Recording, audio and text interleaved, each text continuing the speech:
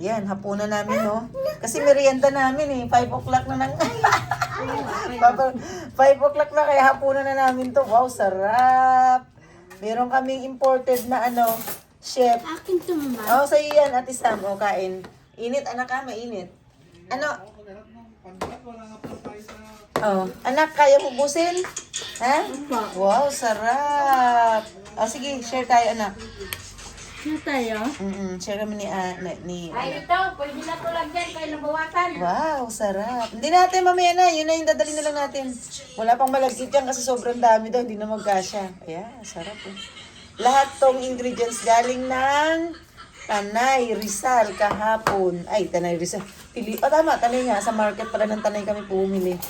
Tsaka yung iba ay binili namin sa Bugarin. Doon sa windmill. Yung, halos pala sa Bugarin pala galing to, no? Ano itong bilog? Yung kamuting tao, gilawin niyang bilog. Galing! Kamuting kahoy pala to? Sabi ko, bakit may bilog? May gabi. Magkano lang bilhin natin ng gabi doon? 50 pesos yung... Madami yung binigay na sa atin. 50 pesos lang eh.